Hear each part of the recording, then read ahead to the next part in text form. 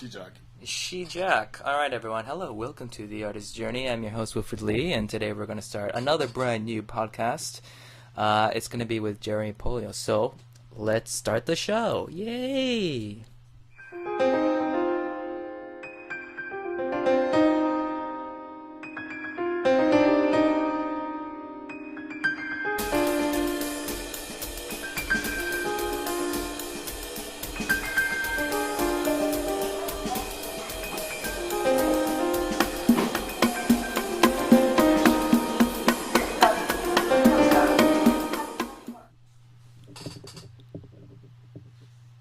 Freeze frame. Hey, what's up, everybody? Welcome to The Artist's Journey. I'm your host, Wilfred Lee. And today we have a very special guest, the one and only Jeremy Polio. Yay! Jeremy, how's it going, man? Great. Long time no see. It's been at least 5 minutes. It has been at least 5 minutes. We just ran into each other in the subway. The things we were talking about before. Oh, yeah. The things that will be missed and lost, forgotten in the sea of life experiences. Whatever that means. Let's relive them. Yes, let's do it So, actually, before we start, I just want to talk about how we first met. Yes. Right, you were setting up a show. Yes. And it was a Yo Mama haiku battle. Yes. And that was pretty awesome because I don't think I've ever seen that happen in Korea or let alone any other venue. So how did that whole event start? And what was that for exactly? Okay, so let's see. I'm always on the lookout for. Do I look at this guy? Yeah. You can look at this guy right here. Okay. That's the eye of the other people looking at us. So if we just look like, when you look at yourself, it's like you're not paying attention to the person. So we can look at the camera. So so I'm going to talk to. Okay. Talking to you, man. Looking at myself. Yeah. So I'm always on the lookout for fundraising ideas. I run a nonprofit organization, and I'm very leery of money, like soliciting and calling people up and just asking straight up, like for support. Like, can I have $100, please? It's for this wonderful thing. So I find it's easier just to have a fun event and then accidentally make money. Yeah. So what was the event for the last one that you did? The event, like what? The Yo Mama haiku battle. What was that event for in terms of fundraising? Oh, so I run a nonprofit organization for scholarships. We give high school scholarships to students in Namibia. What's the website for that? Gosena.org. Okay, let's check that out. And yeah, so gosena.org and yeah, we just weebleed up. Our old website was a modified blog that we had to cut CSS code out of to make it not look like a blog, to look like a proper website. Yeah. But now we have weebleed up. Word. It's all free. Holy shnikes. And it looks much better than this looks what we were paying for before. This looks swift. Okay, let me do some adjustments here so that we can all check it out together. That looks pretty good though. So how many people are working on this site that you have working? On the site or in the organization? Or just in the organization itself? Like, how did this all come into fruition? There's 4 of us, but really 2 of us. There's 2 of us do most of the work. The other 2 are board members because for legal reasons you need a board of at least 3 people. A member of the board. Yeah. The 3 board members are supposed to provide oversight and all that jazz. Okay. But the board chair, her name is Melanie. She does a lot of work, and then I do the rest, or maybe I do the work and she does. Does she live in Korea as well?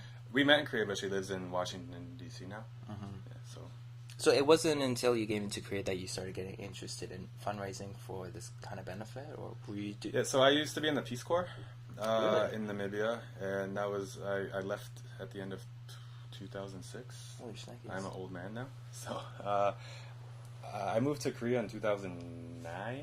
I was working in SMO, and I took my first big winter vacation. During the break, I went back to Namibia for the first time. It was, I think it had been 3 years. 3 years at the time. So how did you actually get into that whole journey of like getting into the Peace Corps? I wanted to join. I mean, I don't know. I just had standard like liberal hippie like amorphous vision of doing something good, and Peace Corps is always the easy out. So sort of got on that track, and once you're on it, if you're really like serious about going, you just don't really critically think about it anymore. I don't think. So like, what people are are just like, I'm going to the Peace Corps. what are like the responsibilities for someone who wants to get into the Peace Corps? Like like the process? Yeah, or like when you go there, what are your responsibilities? It depends what you're doing. Like I think the largest sector of Peace Corps is education. Mm-hmm.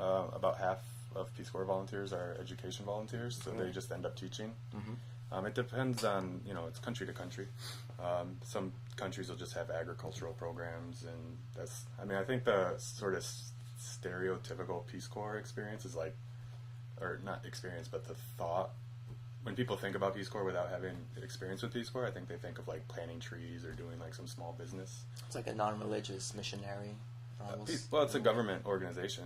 It's part of so it's supposed to be apolitical, but you know how that is. Apolitical is A-OK. Yeah, apolitical is code for mildly political without being overtly political. How long did you end up staying there for? 2 years. 2 years. Yeah. And what was like your first experience, like your first impressions when you got there? It's cool. Like you get there and you kind of. I've always wanted to live in Africa in the Peace Corps and stuff. It was.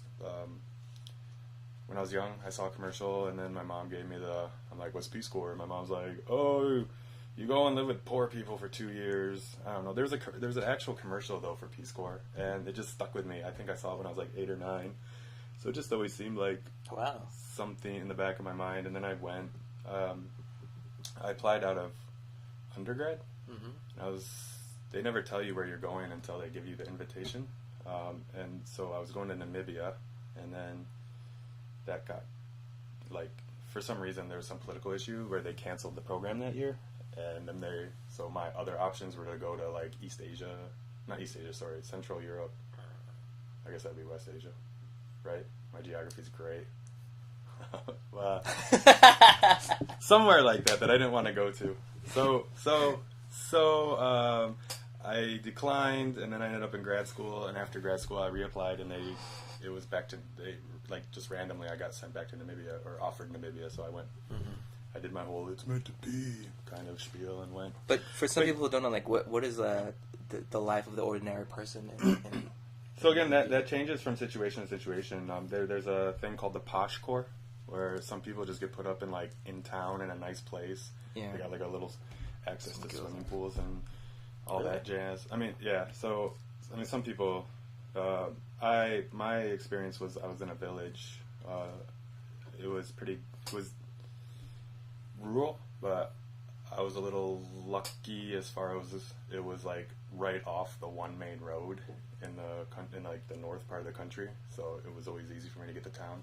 Mm-hmm. Even though I was like the farthest volunteer from a town, it was or the second farthest volunteer from a town, I still had like probably the shortest drive because I just had to walk to the road and get a car, whereas other people had to like hitchhike, and you have like 20 kilometers of dirt road to the main road, and then so but it changes. Like some people like lived in like traditional housing. Mm-hmm. Like it's the whole huts within the homestead kind of idea. Mm-hmm. I lived in like the school built a house for teachers next to the school, so I lived there. We didn't have like electricity or anything, but it was still like a brick house or cement house. So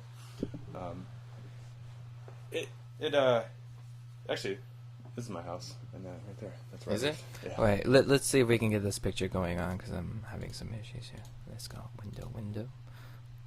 Come on, baby. Nothing. Oh, maybe screen.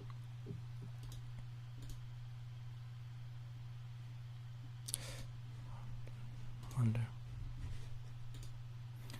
Well, anyway, if you ever look at our homepage, there are 4 beautiful children running, and over the left shoulder of the one in the foreground? Mm-hmm. Is that how we describe it? Yeah. Or next to her left elbow, mm-hmm. There is a yellow house. That's what I lived in. I see. With 3 other teachers. Mm-hmm. It was yeah, but I don't know. It was no electricity there, all that jazz. We had running water. That was nice. I think the story was they were putting electricity in the school, but like the government gave tenders mm-hmm. to contractors to put them in, but they never paid them. So the guy who was putting electricity in at my school like did 1 block and then didn't get paid, so he like pieced out. So like all over the school, they always had these like wires hanging out. Oh, that's so dangerous, isn't it? Nothing was working though, but it was like, but they, I think they may have finished it the last time I was there. I think they had electricity. So, yeah. Damn. So I mean, when you were there, like what was the, I guess the usual routine in terms of like, because you were there for 2 years. I mean. Yeah. So routine. Wake up. It's the only time in my life I've ever woken up willingly before noon. You get up with the sun and the chickens, and you really get on the sun's like time. Saturday night, 8 o'clock, like in the winter, you're just because the sun went down 2 hours earlier, and you can't last much longer than the sun. That's interesting. Actually, your body gets so in tune with like the sun itself. Yeah, exactly. Compared to here. Yeah, then you come. Yeah, and then you're artificial lighting. Yeah, and 4 a.m. looking at Facebook. So your phone. Life, yeah. Vitamin D. Yeah. Is that a thing? Yeah, I don't know. You wake up, go to work, do your thing, come home. Then you have the rest of the day. So read. Was whipping through books at an astounding pace. Practice. I learned Spanish. The only Spanish. I don't mean like fluent Spanish, but I was okay at Spanish by the time I left, and that was just from reading a book. But why did you learn Spanish over there? They don't speak. I had a book. Oh, you just had the book? Yeah. So even if it was like Ukrainian, you could have been learning Ukrainian for whatever reason. Yes. I mean, I had a book, and then I happened to go home to visit my parents, so I bought a better book and came back. And there's randomly like people though in the village that will speak Spanish because of their revolution. Wow, really? Yeah, their revolution was like it ended in they got independence in 1990. So randomly there would be people like that were exiled into Cuba. So they just knew Spanish. So, that's crazy. And they knew I was trying to learn, so some like old men would like perfect Spanish. Yeah, well, I don't know if it was perfect. They were always drunk when they wanted to talk to me anyway, so I don't know if it was a bad accident. Did you ever get drunk with the locals and stuff? Oh, all the time. Yeah. So are they any similar to like Korean ajishis when you're just sitting down having a beer or brewski? No, they're like a lot less judgmental. Like you don't. That's like, good. Yeah. They don't. There was never like let me tell you how to run your life kind of attitude. When they have the hierarchy thing, but it's definitely nothing like here as extreme as it is here. So yeah, you just like especially because they drink mostly the traditional liquor that they brew out of the millet. What is that called? Otombo. Otombo. Yeah, it's like battery acid. Yeah, oh my gosh. Don't mess with it. What do you think is the proof on that stuff? I don't know what the proof is. It's probably similar to like makgeolli, but it's but it's like the headache too I mean, they're just making it in not very pristine conditions. You just see those. When they're brewing, you see them like sticking their hand in there, and I don't know. It just by the time you just make sure you just drink enough just to get drunk. I don't touch it. They pull it out, and I can't stand the smell of it or anything like that. Yeah, so I don't mess with it. Did you have any type of like reverse culture shock after you left? Because you were there for like 2 years. When you come home, like I had certain friends who actually went to like Africa and did like Peace Corps stuff, and then because of the lack of resources there, when they came home, they kind of felt like really heavily burdened or guilty. Like my teacher, he didn't seem to leave his house for like a month after. He's just I didn't really. I mean, there's like things I missed. I moved from Namibia, which is like it's the second least densely populated country in the world. I think Mongolia is 1, and then Namibia is 2. It's like 2 people a square kilometer. Nice. And like I hadn't used stairs in 2 years, really. Like or escalators, or definitely not escalator, but like I mean, you go to town. I would go to the capital, and obviously, but basically, I'm not. But then I moved straight to Chicago, and I was really unhappy. So maybe that was part of the reverse culture shock. But like, I know people tell stories of like I went to the grocery store, and I just was paralyzed by choices, and I don't know. I'm always leery of stories like that because it's like you experienced it for 20 years, and then you were gone for 2 years. It's not like you forgot that a grocery store has different options. What am I gonna do? But people are like, I didn't know what deodorant to pick out. Like, I don't know. I'm always leery of those sort of stories, but I was definitely unhappy when I came back, and that might have been part of it, but nothing like, it wasn't hard to reacclimate to people. So Interesting. So what about, like, how did you end up coming into Korea then? Like, after that you went to Chicago, and then after Chicago you went back, you went to Korea from there? Well, I moved back to Oregon. My mom's from Oregon. I grew up in Detroit, but my mom's from Oregon, so I was... Home of RoboCop. Shout out to Yeah, RoboCop. Detroit show. Yeah, I moved to Oregon. It was like my little Zion. I lived there when I was younger, and then moved to Detroit area. And I don't know if you've ever been to either of those. I've been to Detroit several times. Oregon, never. But I heard, like, that is, is it, compared to Seattle, it has, like, the most heavily dense clouds all the time? Oh, it's like, yeah, it's over. I think there's this weird stat about how, like, it rains actually more in, like, New York City than Oregon and Seattle. But it's just, like, the amount of days it rains. It's always overcast. It's always, like, a drizzle. It's never, like, a heavy rain. So, like, New York, like, they'll get their rain done in, like, two showers. Yeah. And they got their yearly total covered. And then, yeah, no, it's drizzly, and, like, the winter is, like, 40, and it doesn't get cold enough, so you just get that little, instead of snow, you get so it's got that reputation, but it's gorgeous, though. So when you're, like, in Detroit, it's all flat, or Michigan, and it's all flat, and I don't know, I missed Oregon. So I went back to Portland. I was trying to start a school with some friends. Back in Portland? Yeah, it was we were going to do, like, refugee transitional education for refugee youth. How would that work? Well, you know, like, so when in Oregon, there's a lot of there's a big Somali population. Oh, really? Yeah, they're in, like, Portland area, and then also Minnesota. Wow. Usually, when you, like, come as a refugee, you know, obviously they send you to an area where, like, you have some cultural hookup or something, like, so you're not just totally isolated. So you'll get, like, different communities settling in different places. So in Portland, it's Somali, mostly, as far as Africa goes. So, but what happens is you come, and when they place you in, like, school, they just they base it on your age. So even if you have, like, first grade skills, you've been in a refugee camp for, like, 10 years, and you're, like, go to school under a tree, like, not necessarily, like, consistently.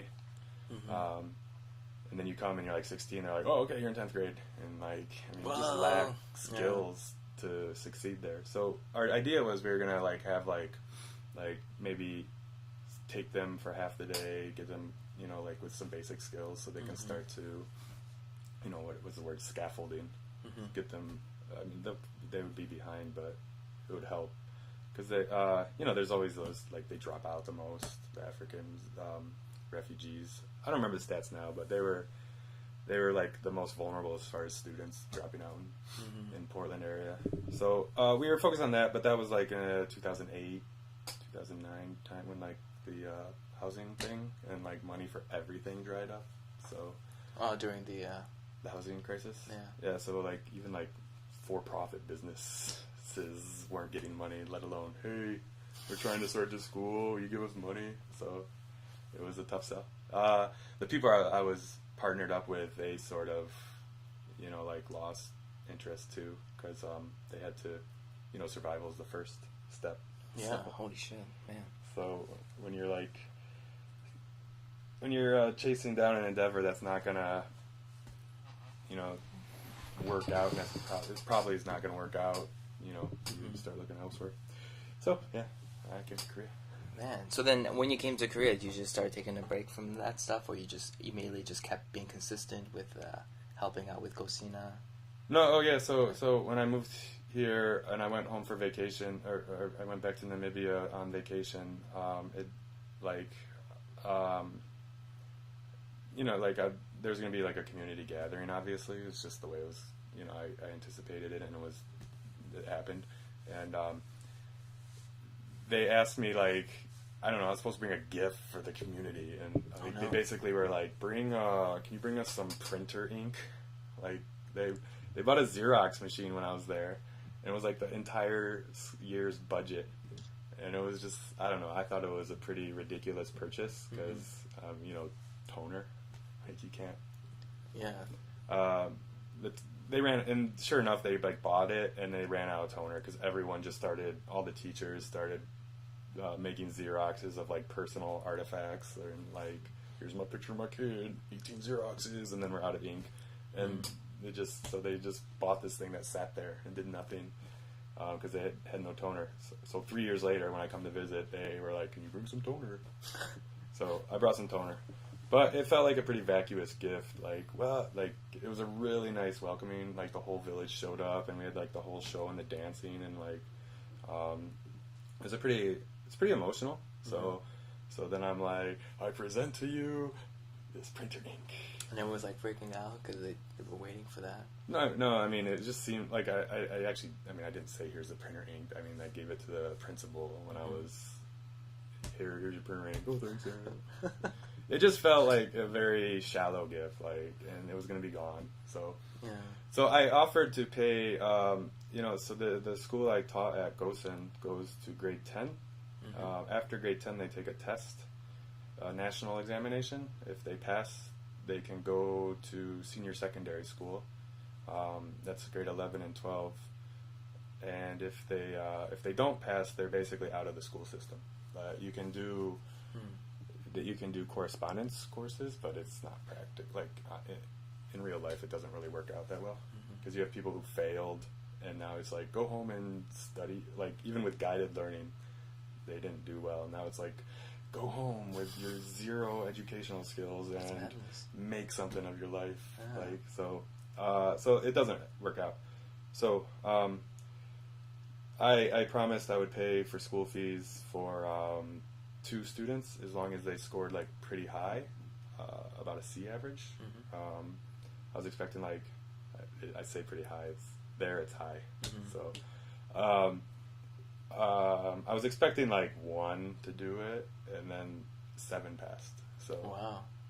So I felt really guilty about just picking 2. So we had a party. Melanie and I, the girl that helps me run the organization, we planned. We had a date auction, and it was like around Christmas time. This is 2010. So we had that, and we raised money, and we sent them to school, and then it felt arbitrary just doing it like, oh, this is the 1 year I visited, so you guys benefit, but next year nothing. So from there we just decided to keep doing it, and that's where we are today. So can you tell people about the upcoming event that's happening? Okay. Christmas Eve. Christmas Eve, we are having a lip sync battle. My friend Danielle, she suggested it a long time ago, and I was always like, yeah, whatever. Shout out to Danielle. For an event. Yeah. So we. I originally, after the haiku battle worked out a lot. It was a lot more fun than I was expecting. Yeah, it was. It was fun. I didn't know what you participated, and I wasn't aware of the quality. I was just like, okay, how's this gonna work? Yeah, it's a crapshoot. Like you only know unless you do it, and then later on you work from those processes. Yeah, it worked out really well. It was a lot funnier than I was expecting. I was writing some haikus in the lead up just on my own, when I would do come to our event, and I would write it all in haiku form, and you get into your personal formula, and so I got used to mine, and then people were just coming out with crazy different kinds. I was like, whoa, yeah, it was really good. So you unfortunately were in the first round with a tough matchup with James, yes. Also a great comedian as well. He did awesome. Yeah, he. It was about your mama's feet or something. Yeah, I remember. Because everyone had a different theme. Every match had a different theme. James and Danielle, the one that she went to the finals of that one. Oh, did she? Yeah. Yeah, she matched up with James in the semifinal and beat James by 1 vote. and I was off to the side counting, Uh-huh. and I was like, oh man, like James is so much funnier. Should I just? No one's looking. Should I just lie? Should I just lie? No one's gonna audit me. But the whatever this is, morals, conscience. I don't know. It's all for a good cause, and you're trying to rate the voting process. It's for a good cause, yes, but it's also for people's entertainment. So like Danielle did really good, but I would like to see James in the final. But yeah, so anyway, I in the end the truth wins out, I guess. So sure, I came and truth is justice. Announced the truth fall. Yeah, but this is the one I'm looking forward to because it's lip sync and improv. Yeah, I originally was thinking take the battle idea because the battle I think worked out well. I saw some I live down in Jeju and they have this this organization called the Jeju Fury, and they're having a basketball team. No, it's Fury. It's well, it's named after this guy named Fury who died. His name was Fury? His last name was Fury. Wow. So he was married to a Jeju woman, and they had 2 kids, and he just got sick and died. It was really sudden. Huh. So they raised some money for him, and now they're this almost mafia organization for raising money. Every time you're I bought some wiffle balls and wiffle bats back, and I was like, anyone want to play wiffle ball? And they're like, let's make this a Fury event. Everything. So I'm really scared down there if I'm I'm having our fundraiser. They'll show up and be it'll be some is that union labor working on that? Kind of it's kind of serious stuff to organize a charity event then, isn't it?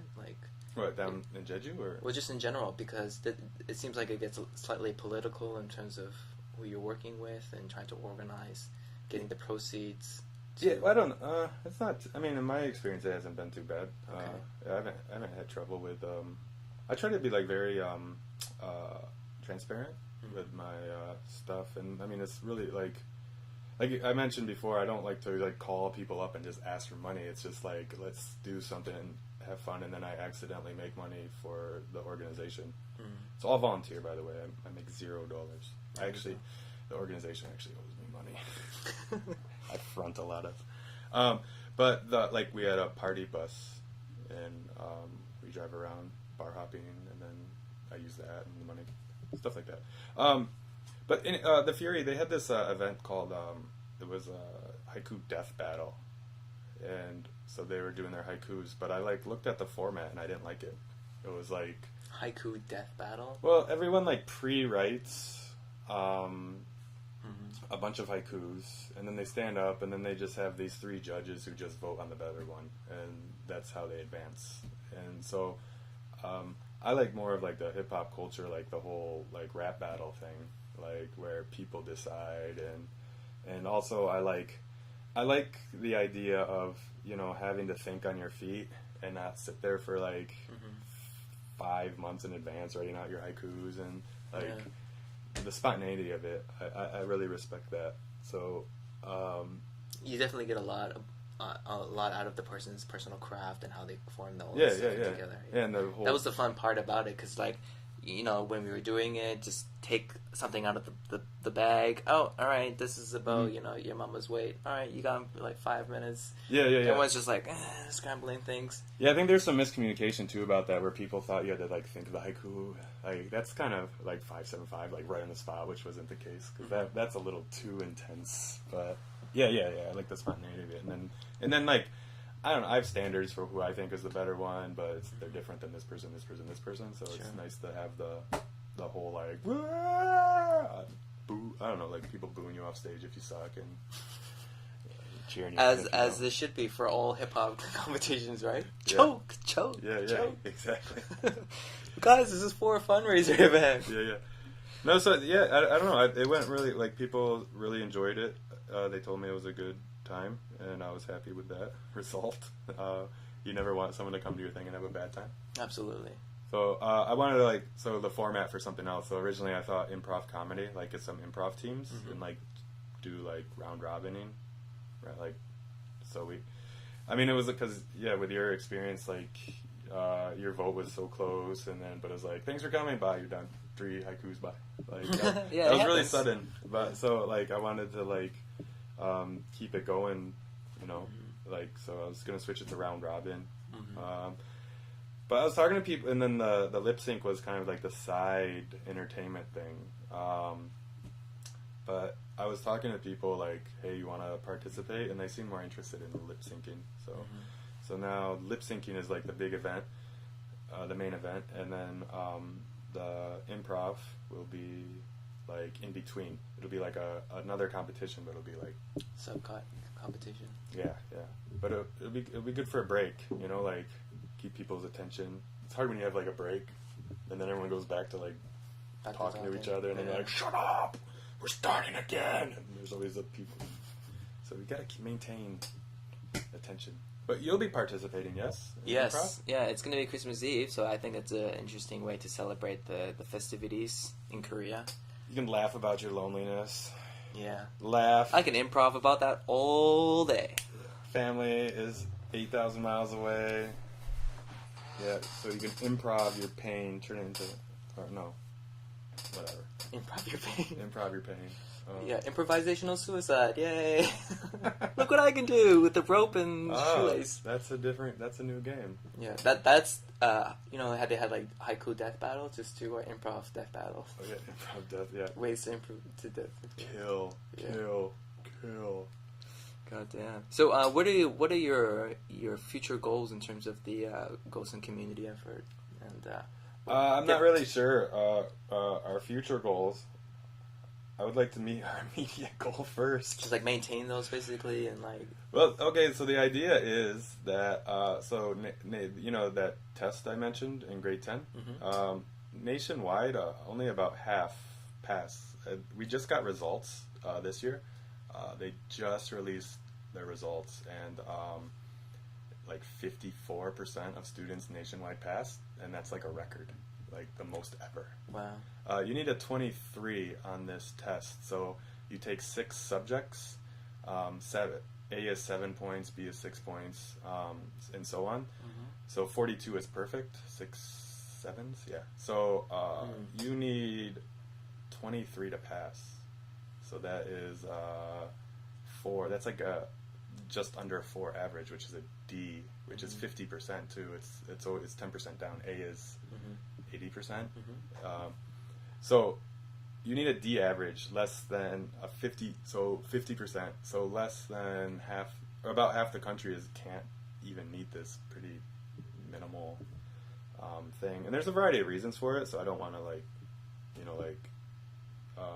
I mean, there's a variety of reasons. And the one that I'm focused on is there's a divide between their school time, like they're sustenance farmers, so they come to school and they do their thing, and then they go home, and the parents are like, well, you got to do all these chores, you got to herd, you got to like do the fire. I mean, they're busy, so they don't really have a whole lot of time for studying. They're living in, it's not like there's no electricity, there's no water and stuff, so the only really like resources they have for studying. So when they do their studying, they have to do it by candlelight, and you really do tire out. Your eyes tire out really quickly. Yeah, that's actually really not good for your eyes, I guess, too. Yeah, right? yeah. So yeah, who knows? I never seen a pair of glasses in the village, but I'm pretty sure. Do you ever hear about that? There's like I'm not sure if it's a theory or if it was proven true or not, but for example, like Asians, they tend to have prescribed glasses is because, in terms of buildings and all over the place, they always have to keep using depth of field. Oh, yeah. And then compared to like places in Africa, it's very flat, so they can usually have like better like 20/20 vision. Oh yeah, no, I've never heard that. I mean, I don't know. It sounds good. I don't know. I don't know. It's just good science. Yeah, I don't know what the science behind it is. Yeah, but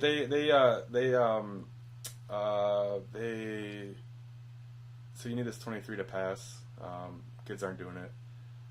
We give scholarships to students if they get a 30, which is a C average. So the idea is like if education like in that environment is a very odd investment. like you don't get this return for like you don't get the return for like years and years. Like they have to go to high school, they have to go to college, and it's only after college that they have a job and they can start contributing, and that money will come back and whatever sacrifices you made. So we're trying to move like the return on investment up a little bit because it's a mixed economy, right, with the sustenance farming, but they have to pay real money for the secondary schooling, and the money varies, like the cost varies depending on the school, but basically each student will cost us about, in their 2 years, about $300. So I mean that's that's 3,000 rand, which is quite a bit of money. Like a security guard there will make 500 rand a month, so that's like a whole half year's payment. About a half year's wages to pay for the 2 years of school. So so what we do is like we're trying to like encourage the parents to encourage the students, to engage with the school and make sure their kids are, working and studying, and so that incentive will be there. Like that's like cash relief that they don't have to deal with. If the kids are going to school, like we pay directly to school, we don't give it to the families because who knows what every family's different. You never know if grandpa will go and buy some booze. Have you ever had any crazy situations while you were there? Like anything? What was like the craziest? What, in Namibia? Yeah. Witch doctor ate my dog. You had a dog there? I had a dog. Her name was Sancho. Spanish? Yeah, I was reading Don Quixote at the time, so I was like, let's go. Sancho, what the fuck?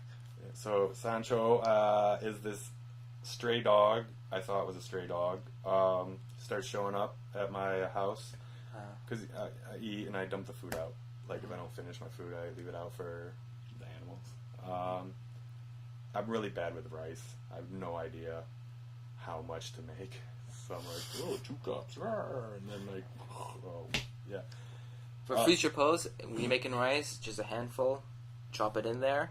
You put in the water, make sure the water rises up to your knuckles, and that's enough. And then now I know. Now you know. If I knew then, I would not have made a new dog friend. So I don't mind my ignorance. We all learn, man. But you learned the hard way. What? You had a dog named Sancho. Yeah, so the dog would come, we did this whole, the dogs, they're very leery of people. Very loyal, but very leery. Because you whack the shit out of your dog, but it still, like, comes by for food. And so I seduced this dog with food. I got it to come closer and closer, and then I had the whole touch it on the head. It was all, like, tense, and then I pet it, and then I felt the relaxing, and then we were inseparable for a year. So... A year? Wow. Yeah, so it turns out... and we asked around my roommates, making sure that it wasn't someone else, because they're Namibian, and I don't know what I'm doing. Sure. So they asked around, and was like, no, it's not our dog, it's not our dog. This one woman who lived nearby, I'm running one day with Sancho, she would run with me, and these dogs come running out because we're by her property, and they look just like Sancho, and then she's there, and she's like, oh no, it's our dog, it's great that you have it. So as far as my understanding goes, this was my dog now, and I was happy. Had companionship. Sure. It's pretty lonely in the village. But eventually, like, this dude with a club foot would, like, be walking by our house and, like, just screaming in Oshiwambo, the local language, and everyone's laughing, and it seriously took him like 3 weeks to be like, oh, he's because I'd be like, what's he yelling about? And they're like, oh, nothing, he's just crazy. And then finally, like 3 weeks later, they're like, well, he's mad because you stole his dog. And so it turns out he's a witch doctor. And so we had a custody battle going. Oh, are you serious? Yeah, we were fighting over Sancho. Sancho got pregnant. Sancho oh my god! Sancho was a girl. What? You were a boy. I was like, what? I named her Sancho before I realized there was no O genital area, or the genitals that befit a Sancho as opposed to a Sancha. What are you getting political on us? Just say I had a vagina. Yeah. So I thought the dog had a dong. I have no idea how I totally missed the not dong and was like, Sancho. Yeah. It was my little Sancho Panza. I was Don Quixote. We were going to accomplish things that we never did. No, we did. So yeah, we got in a fight. Sancho got pregnant, and his solution was I get one of the puppies, he gets one of the puppies, and then they kill the dog. My solution was I'm gonna be leaving in a year. You can just keep the dog. Like we got to the point where the dog would come and stay with me for 3 days, and then go to his house for 3 days. Wow, that's like you had like a custody battle for Yeah, but like when I say like it wasn't like we had the exchange. Like I would he would like ride by in his donkey cart, and Sancho would be like, "Oh, that's my owner," and like run home with him, and then I would be running, and I would run past their house, and he'd be like, "Oh, that's my owner," and then like run home with me, and it was always like 3 days, like right, like so. So yeah, eventually though, I went home for Christmas to visit my family, and when I came back, he had turns out he had eaten Sancho while I was gone. So I mean, what was your reaction when you heard that? I mean, were you not furious? Like, yeah, it was really like what could you do at that? Anyway, he died really soon after. So, the guy? Yeah. Really? Yeah. So yeah, I don't know. Yeah, I was really sad. I would like walk. My nightly routine was to walk across the village to my friend's house, and we would watch like this Mexican soap opera, and then I would have that pain. You know, when you like the loss of someone, it feels like the amputated, the phantom limb. Mm-hmm. I had like phantom dog walking. I would like just sit there and like be so great if Sancho was here. It took a while. So how did you know he was a witch doctor? Like, are there like a lot of witch doctors in I don't know how the witch doctor culture works there exactly. They just my students were like, don't fuck with that guy. He's a witch doctor. Like he's Holy crap. So I don't know. I understand like his whole like his solution like from a cultural point of view. Like I can see the logic. Like this dog is causing a problem, so we should kill the problem here. But really, that's the cultural logic over there. Like, I mean that's how I interpreted it. Like I don't think he's like just some crazy a-hole. Well, everyone said don't be wary of the witch doctor. Like he could have his own cultural. Yeah. But at the same time, I don't know. I like the dog. We don't have to fight over the dog. That was my solution. We don't have to fight over the dog. What's wrong with this? But, wow. Then my neighbors. There was 3 boys. When I came back for my second year, and after I found out Sancho was gone, my neighbors had a new puppy, and then they would come over, like the 3 boys would come over and just play with all my stuff, like get my radio and mess around and blah blah blah. And they would bring their dog, and I would just be sitting out there reading or something, so the dog would sit by me while I pet it, and then so the dog would go over there and get beat up. So the dog was like, "Hey, that guy's nice," and so he started hanging out. So I started getting a reputation as like the white dog thief. So not even the dog whisperer. That's because you had so much love. The dog was just like, "Well, that makes sense. We'll just go to." But they would like see I'd be sitting there, the dog would come over, I'd just be petting it because I don't know, it's a nice dog, and then they would come and scream at it and like hit it, and it's like the dog like learns through behavioralism. Like the dog's just having a good time, and then you come and beat it up. Like that's why it comes and hangs out with you. But I didn't get the dog whisperer treatment. I got the dog thief treatment. So, god damn, the dog whisperer would have made life easier. Yeah. And I walk through the village, you just see people grab their dog. Like, no, don't touch my dog. So put a sweater on it after. So, oh yeah. Anyway, goes in. We're trying to get the kids. By the way, our goals. Our goals are to help with the payments. You know, like hey, if you invest in education, you'll get some return on your investment much earlier. And then also, if more kids, kids are aiming for 23. That's their goal. They're always talking about the goal. Get your 23 points. Get your 23 points. Pass. But you get 21, you fail. You just miss it, you fail. So they're trying to change the goal to like 30. So at least if they don't reach 30, that they're at least passing, and we won't pay for them because we don't have that much money. But we will, at least school isn't closed off to them. Like they still that avenue isn't. They still have an opportunity. So I just wanted to touch back about how you first got started into it. You said when you were like 8 or 9, you saw like an advertisement for the Peace Corps, and yeah. but like so you were just like always interested in like doing that kind of stuff, like doing type of helping out, going out into like Africa and like wanting to. Well, yeah. I don't know. That sounds very like. No, it sounds very interesting because how I think it on a very selfish means is like a lot of 8-year-olds or 9-year-olds they're far removed from that type of concept. Well, I mean, it wasn't like I was like 8 and like I'm gonna go to. No, I mean, just the idea was always there. Like it made an impression. Like I just remember, and so I'm not really I'm really scared of the profit motive. You know, like I feel really skeezy talking to people like I know I haven't talked to in a while, and then being like, hey, I got this organization. Like, obviously, I'm just calling up to solicit money or something, you know, and I feel very skeezy about that. So, and it feels very, you know, I don't know how you feel about business, but it's just all these ingenuine, is that a word? Yeah. Ingenuine. Both of them are alright. Okay.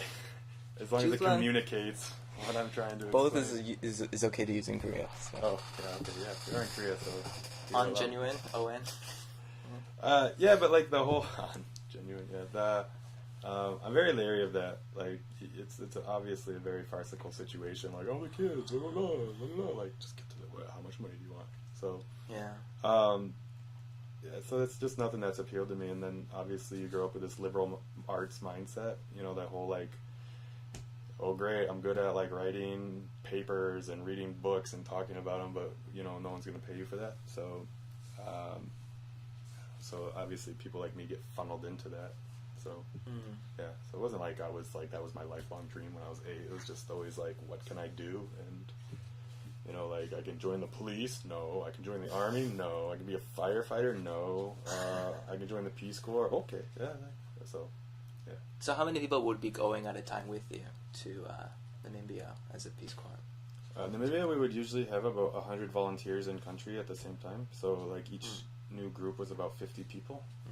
Maybe about 30 will finish the 2 years. And then, like, within your area where you were living, were there any other people living there? Yeah, so Namibia is, with Namibia, it's, there's about 2 million people in the entire country.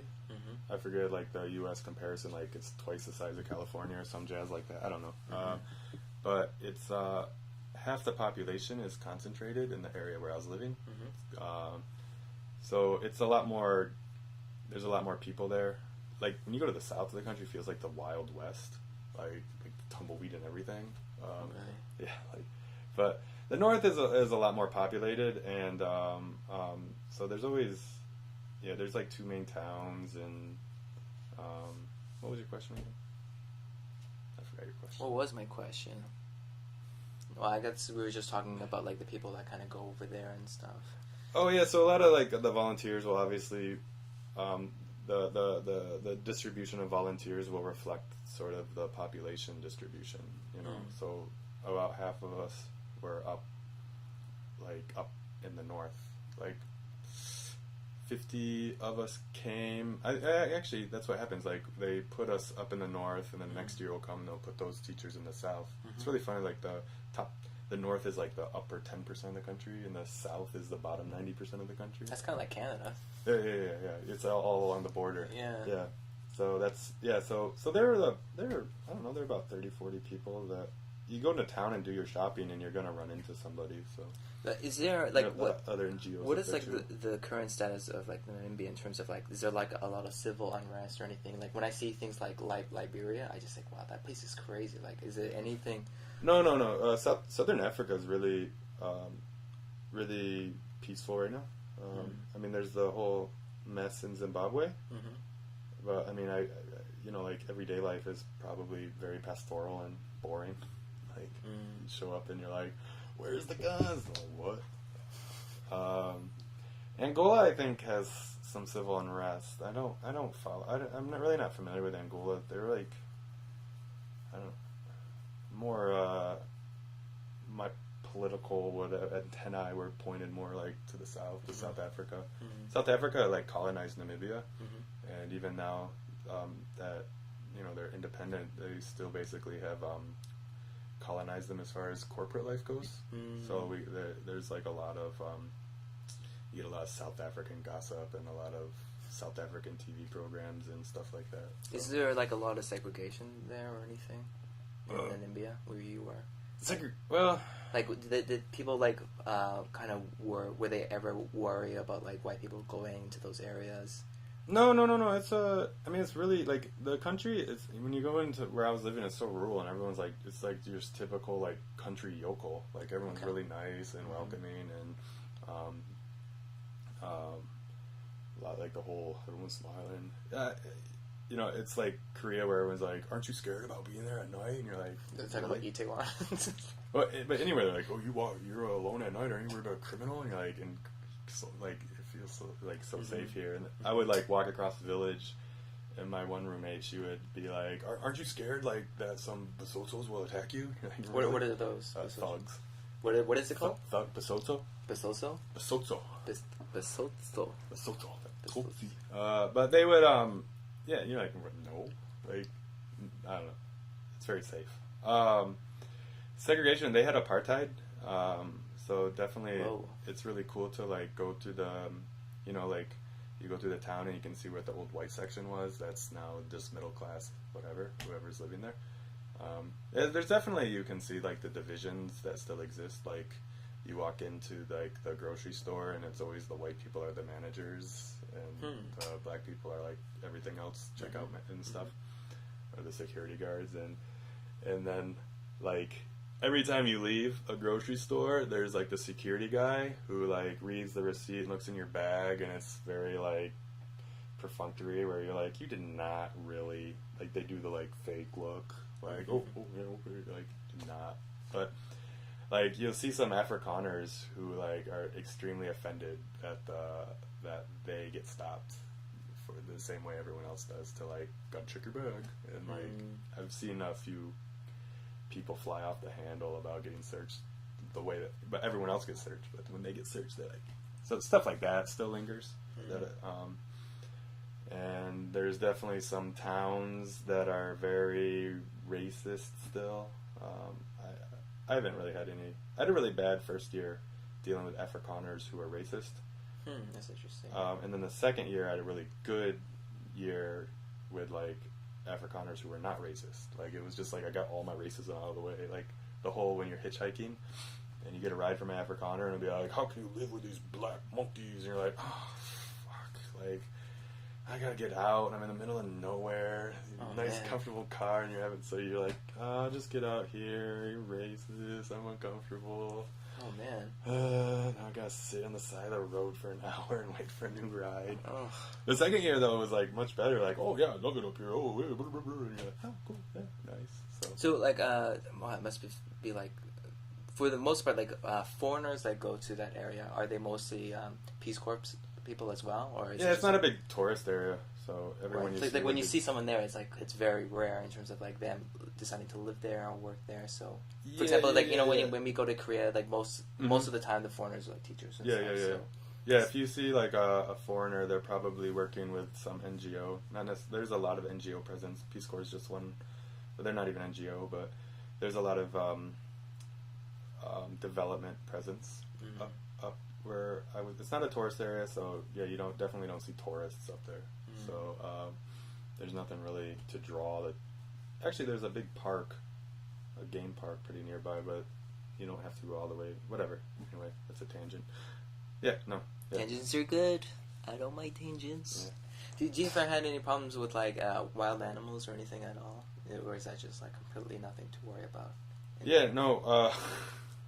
Yeah. Tell me some giraffe ate your other dog or something. No, like so I didn't live too far. It's like I think it's the third biggest game park in Africa. It's called the Tosha. It's really, really nice and well managed, and they got the whole. Did they have the whole Big Five? They might be missing like a leopard or something. But they so technically there are lions, like 20 kilometers from my house, and I don't know, they could range up, especially during the rainy season, because there's water, right? So, that whole thought, like, oh, they're not that far from me, when I was first, like, there in the village, and I was walking home one night, the thing about the village is that, Madness. like, during my training, I lived with a family very deep in the bush, and for me to walk to school took about 45 minutes, and I knew the pathway. I learned it pretty quickly. At night, though, the bush takes on this whole new, character. Like, you don't recognize where you're at. You think you do, and you take a left and a right, and you're just lost. Wow. So one day I was walking, and just this thought, like, what if a lion's around? Like we're not really that far from Etosha. Like, it's totally within the realm of possibility. So I had, like, a Swiss Army knife, and I totally, like, had the knife out, and I was just walking like this, like, just in case. Like, I have no idea what I was gonna do. Did you have, like, a light or anything like that? No, I was just like, It's like pitch black. yeah, I don't know. It was kind of like moonlight. It was like Walking Dead in a way. Like, man, I gotta get somewhere, some shelter before sunset. Like, Oh, it was past sunset. I was screwed. So God damn. there's moonlight. Some. It's really like, without light pollution, like, moonlight really does help. It's almost like, it feels almost like a spotlight. So anyway, I'm walking in case a lion leaps from behind a tree. I got my Swiss Army knife with this 2-inch blade. I'm ready. Yeah. That was my experience. From a West Side Story. Come on, buddy. Come on. Yeah, that was my experience with wild animals. Yeah, and you could have done that because you speak in Spanish too. Yeah. No, siéntense. Siéntense, por favor. Puta mierda. No me mata. So yeah. De la mundo. So we did have, when I was in Etosha, we happened upon a lion kill. They were eating a zebra, and Whoa. when you're taking pictures, you can't, like, when you're framing them, you can't have the front of your car, the bonnet, is that what it's called? In the frame. You got to look like you were just outside, and you don't want your dirty windshield.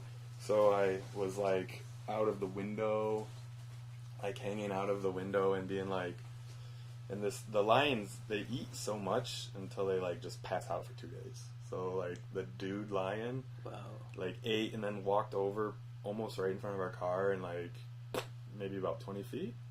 And he just lays down. So I'm all like, I want, like, a good picture, and, like, the lion's just like, so I'm doing this whole, and he, like, whips his head up really fast, and I was like, whoop, and, like, slide back in the car, roll real quickly, and got my picture though.